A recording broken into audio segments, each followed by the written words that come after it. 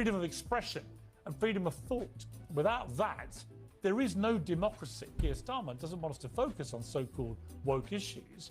It's because of the problem he's had. Piers Morgan leaves Keir Starmer stunned on live TV. Crowd erupts. You're not going to believe what just happened. On live television, during what was supposed to be a routine interview, Piers Morgan went head-to-head with Prime Minister Keir Starmer, and what unfolded left the entire studio buzzing, the audience on their feet, and the clip racing across social media within minutes. This wasn't just an interview. It was a showdown. And for once, it wasn't Starmer who had control of the room. Piers Morgan, known for his no-holds-barred style, invited Keir Starmer onto his program for what viewers expected would be a testy but manageable exchange. Starmer's team prepared him with talking points, statistics, and carefully crafted lines. But Morgan had other plans. The topic quickly turned to one of the most heated issues in Britain today: immigration, rising crime, and whether Labour really has a clear plan for ordinary working families. Piers pressed hard. He demanded specifics.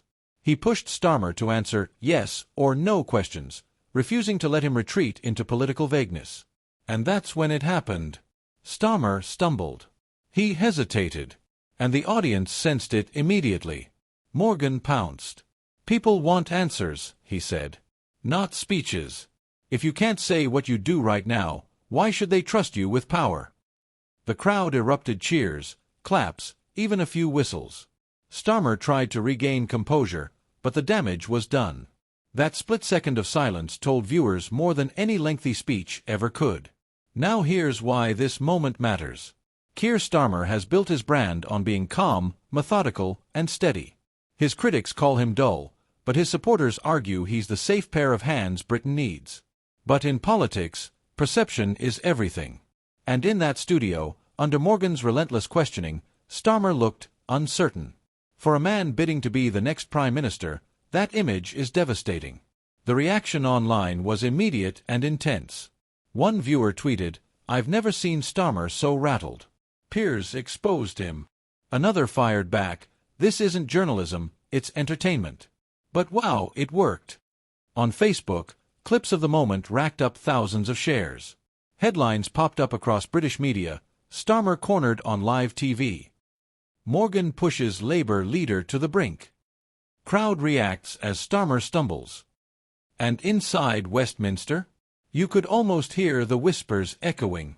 One Conservative MP reportedly said, "This is what happens when Starmer faces someone who doesn't play by the rules." Meanwhile, Labour allies rushed to spin the story, insisting Starmer had stayed measured and professional in the face of provocation. But here's the bigger picture. This wasn't just about one awkward moment. It was about narrative.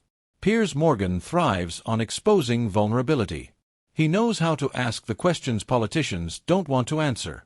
And Starmer, despite his preparation, fell into the trap. The crowd's eruption only amplified the moment. In politics, live audience reaction is gold. It turns a sharp exchange into a viral sensation. And now, Starmer faces a new challenge: how to shake off that image of hesitation. Some insiders say this could be a turning point. Think back, we've seen moments like this before. Theresa May's awkward, "nothing has changed" line haunted her campaign. Gordon Brown's off-mic, "bigoted woman" comment destroyed public trust. Even Boris Johnson's bumbling performances, while endearing to some, left lasting impressions. These aren't policy failures. They're moments. And moments, in the age of social media, define leaders.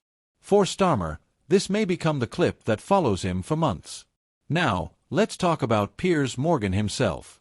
Love him or hate him, Morgan has mastered the art of public confrontation. He thrives in the gray space between journalism and entertainment. He asks the blunt questions others won't. And in this case, it paid off big time. But critics argue he's more showman than journalist. They say moments like this prioritize drama over substance. And yet, isn't that exactly why millions tune in? Because people don't want another carefully rehearsed political broadcast. They want authenticity. They want the clash. So where does this leave us? For Starmer, the road ahead just got trickier. He'll need to sharpen his responses, toughen his image, and prove he can handle confrontation without freezing. Because if he can't handle Piers Morgan in a studio, How can he handle the chaos of global politics? For Morgan, the exchange solidifies his reputation as Britain's most unpredictable interviewer, the man who can shake even the calmest of politicians. And for viewers, it's another reminder that in modern politics, it's not the policy documents that go viral. It's the unscripted, raw moments where leaders reveal their true selves. The big question now is simple. Was this just a one-off stumble for Keir Starmer? Or was it a glimpse of something deeper, a sign that, when pushed outside his comfort zone, he struggles to deliver? Because if this is the clip that defines him in the public eye, then the road to number 10 just got a whole lot steeper. One thing's certain, people will be talking about this for a long time.